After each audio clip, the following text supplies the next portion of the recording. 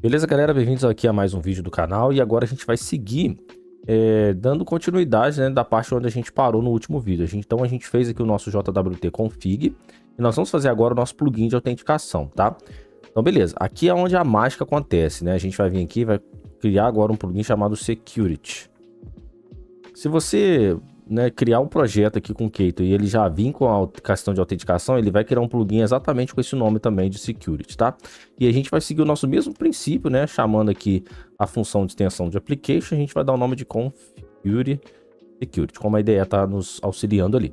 Então, para a gente poder instalar esse plugin aqui, a gente pode fazer assim, ó, install, e tá vendo que ele já tá me dando ali, a IDE já me dá um norte ali para me fazer, e eu tenho aqui também, ó, install JWT, que é o próprio questão aqui da IDE mesmo, né, que ela vê que eu tenho essa dependência, eu consigo fazer isso. Então, se eu clicar aqui, ele já me dá mais ou menos um boilerplate, né, de um código mais ou menos ali, né, como estruturado de como que seria a implementação do JWT, tá? Então, aí aqui ele lança uma observação, né, por favor, né, caso a gente precisa ler aqui, né, as propriedades aqui do JWT, vindas ali de um arquivo, né, de configuração, né, caso você use ali, né, a parte do engine main.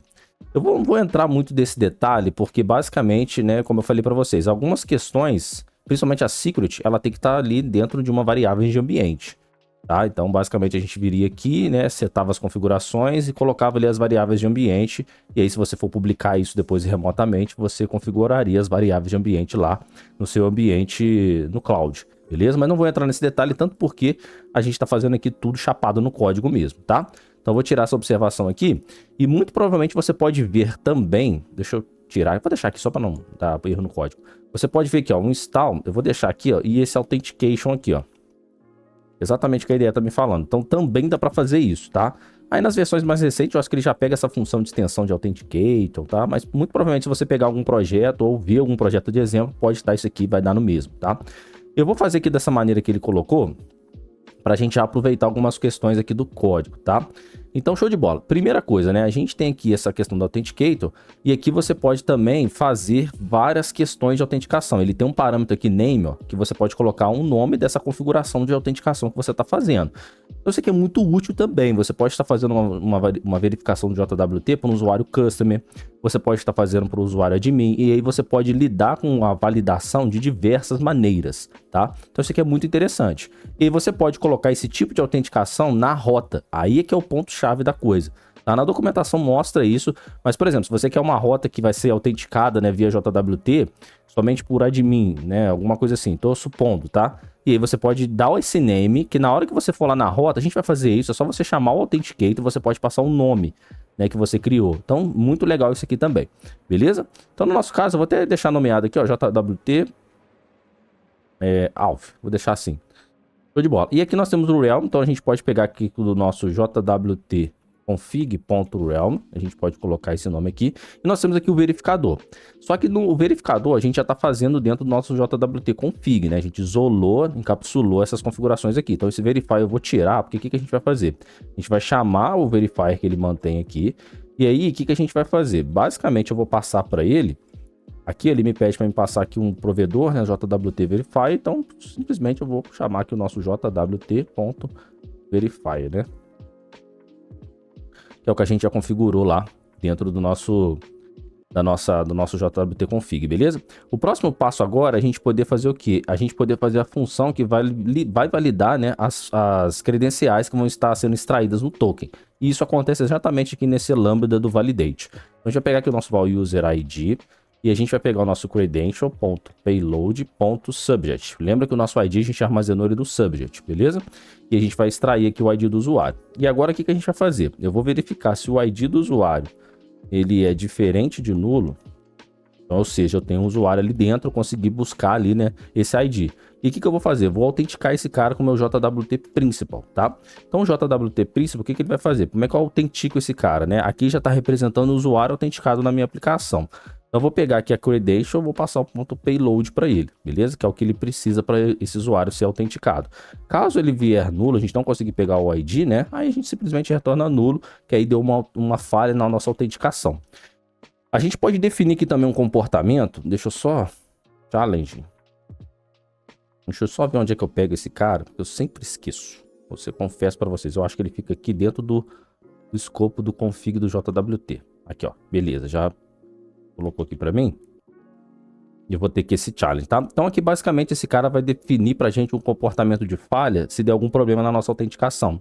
E esse challenge aqui, ele recebe também, você pode pegar as informações do Beta, tá? No Lambda aqui, vou ter que dar um vírgula, e aqui você consegue também pegar o nosso Realm. Caso você precisa dessas informações, né, para você printar aqui na tela, alguma coisa nesse sentido, você pode usar isso. Se você não quiser, aí você pode deixar o Lambda sem nada, você pode simplesmente colocar underscore, beleza? Então só para vocês saberem que ele tem esses dois Lambdas aqui que pode ser útil para determinado tipo de situação. E aqui a gente só dá um responde, né, um não autorizado aqui, e a gente pode devolver uma mensagem para ele, token inválido ou expirado. Vou deixar assim. Vou colocar 2 pontos. Eu vou até concatenar aqui para a gente depois testar o nosso Realm. Na verdade, deixa eu colocar em ordem o nosso Beta. E vou colocar aqui o $Realm. Beleza? Vou deixar assim. Aqui, muito provavelmente, eu peguei o Respond. Que precisa ter tanto o status code, né, quanto a mensagem. Ele é meio chatinho com isso aqui, a gente pega. Simples. Isso daqui já autentica pra gente. É claro que dá pra você fazer uma coisa mais robusta, né? Principalmente na parte de admin. Dá pra você fazer algumas verificações e no banco de dados, enfim. Né, dá para melhorar muito isso aqui, mas olha só, basicamente para você ter uma autenticação JWT aqui funcional, é isso aqui, poucas linhas que você precisa para você configurar. Bem de boa, né? Agora vamos para a próxima parte do vídeo. Bom, agora o que a gente vai fazer? Vamos trabalhar agora nos nossos payloads. Então a gente vai ter aqui um request, que eu vou chamar ele de login request, tá? Vai ser um data class, e nós vamos ter aqui o nosso @serializable. E nós vamos ter nesse cara nosso val email, string val peço, beleza. Olha só como é que é bom, né? Trabalhar com essa parte da IDE, ajuda a gente aí. Então aqui agora eu vou fazer o seguinte, eu vou pegar esse aqui, ó. E agora no meu response eu vou ter basicamente o mesmo response. Vai ser login response, uma classe específica para isso. Vai ter as mesmas propriedades, eu vou colocar aqui também a anotação serializable para esse cara ser serializado para a gente quando a gente enviar ele no corpo da requisição. Na verdade, devolver ele, né? No caso, a gente vai enviar o nosso login request no corpo da requisição. Show? Então, beleza, a gente já deixa esses caras prontos aqui também. E o próximo passo, a gente começar a trabalhar também com a nossa parte do nosso repositório. Então aqui, ó, dentro do nosso repository, aqui nós temos a implementação, né? A gente precisa ir lá no pacote onde é que está as interfaces. Tá dentro aqui de domain. Então, beleza, eu vou criar aqui, ó, o nosso user repository. Opa, repository. Beleza, user repository, ele vai ser uma interface. E aqui nós vamos ter o seguinte, uma suspend from create, a gente poder criar esse usuário, ele vai receber o user entity que a gente já colocou e vai devolver pra gente um booleano, beleza? E nós vamos ter aqui uma função find by email, a IDE já tá até se ligou aqui que eu preciso. Então só para me pesquisar, né, se esse cara já existe aqui o e-mail dele ou não, então vou pegar aqui um find by email e pode ser que ele me devolva um user entity ou não, beleza? Então aqui agora é só preciso fazer a parte da implementação concreta. Eu vou copiar aqui, vou colocar a diretiva impl, beleza?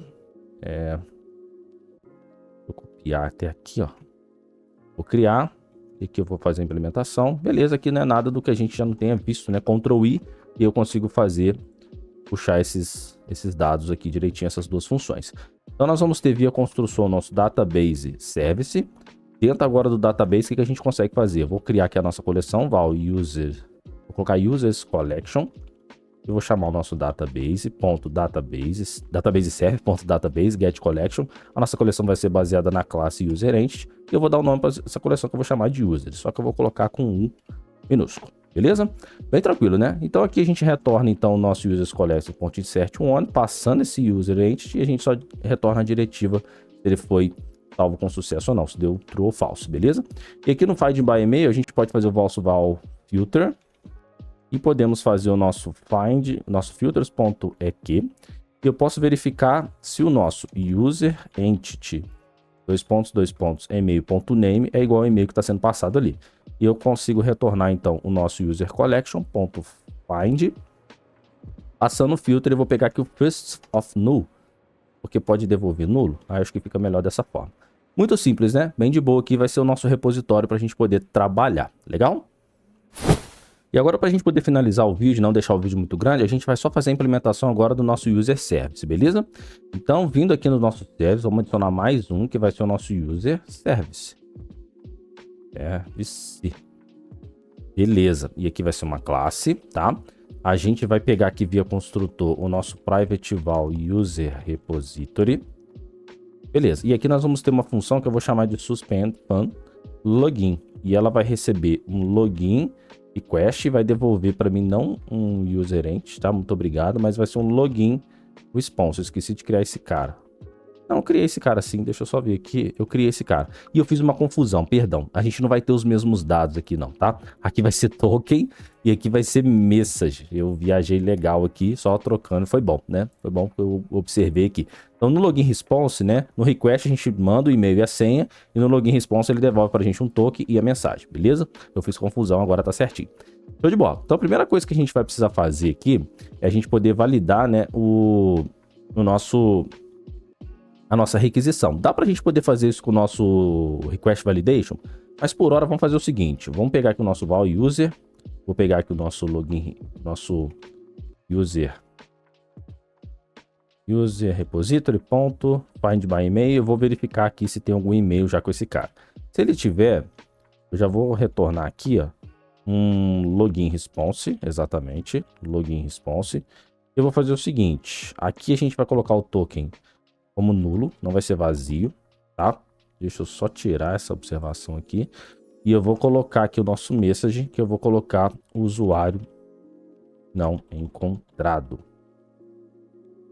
Tá, beleza? E aqui esse token, deixa eu só dar uma olhada, eu vou deixar ele, inicializar ele como nulo. Na verdade, tudo aqui tem que ser inicializado como nulo. Obrigado, IDE. Faz de novo aí. Aí, show de bola. Tirar essa vírgula aqui. Show de bola. Então aqui a gente faz basicamente isso, tá? E depois a gente vai validar os outros dados. E aqui, o que a gente vai fazer se ele passar? A gente vai ficar val result. Vou colocar numa variável aqui val result. Então vai ser o seguinte. Eu vou chamar agora a nossa biblioteca de criptografia, né? De senha. E vou chamar aqui o nosso verifier. Como tá na documentação, né? Esse aqui não tem mistério. E aí eu vou chamar aqui o nosso verify. E eu vou precisar passar para ele o nosso login. Request.password. E depois eu vou passar para ele o hash da senha, que vai ser o usuário que a gente encontrou, e vou passar aqui o password hash, beleza? Então vai ser basicamente isso. Ah, tá. Aqui ele devolve, se você for ver aqui com Ctrl P, um char array ou um byte array. Então a gente pode simplesmente fazer um to aqui, ó, para char array. Aí ele valida pra gente, fica certinho. E ele traz aqui um bcrypt, né, que a gente pode validar alguns dados. Então eu consigo pegar aqui no meu resultado. Opa, resultado. Eu tenho uma diretiva aqui. Nossa, pode ser, ó. Result, pronto. Ele tem uma diretiva que verify que é um booleano. Se foi verificado, se passou naquela verificação ali, tá tudo certinho, tá? Tem outras coisas também, como vocês viram ali, mas só o verify aqui pra gente já ajuda. Então, se o verify não for verdadeiro, deu algum problema, a senha dele não deve estar batendo com a senha que a gente tem gravada no banco. Então, vou retornar um return aqui, né? Agora ele tá colocando result. Login response. E aí eu vou colocar o token igual a mensagem, usuário... Pô, ele tentou me ajudar, né? Mas, enfim. Senha inválida. Inválida. Tem gente que não gosta dessas coisas não, né? Acaba desativando esse autocomplete aqui justamente porque atrapalha, às vezes, o raciocínio. Faz sentido, mas por enquanto eu tenho usado. E aí, se tudo der certo, a gente vai pegar aqui o nosso token e vamos pegar o nosso JWT config.generate token e aí já passar o nosso user ID para ele, perdão. Passar o nosso user ID para ele. Ele vai gerar o token. E aqui eu vou pegar o nosso return, login response. Vou pegar aqui o token e a mensagem. Ele vai colocar em inglês, mas eu vou colocar em português. É só autenticado com sucesso. Beleza? Show de bola. Simples, tá? A gente pode validar essa request, né? A gente pode utilizar ali depois o nosso request validation, mas por hora, pra gente poder ver funcionando, vamos deixar tudo assim pra gente poder trabalhar, tá? Ah, Daniel, mas como que você vai fazer o cadastro do cara também? Não vou fazer cadastro. A gente vai chegar no vídeo onde eu vou meio que já colocar automatizado aqui. Quando a gente subir a aplicação, ele já criar um usuário no banco de dados pra gente já com a senha do hash, beleza? Só pra gente poder ganhar tempo, nosso foco vai ser o login mesmo e a geração do token, tá? Aí você pode ficar à vontade em criar aqui também um endpoint para poder o usuário se cadastrar na plataforma. Beleza? Então fico por aqui, até o próximo vídeo.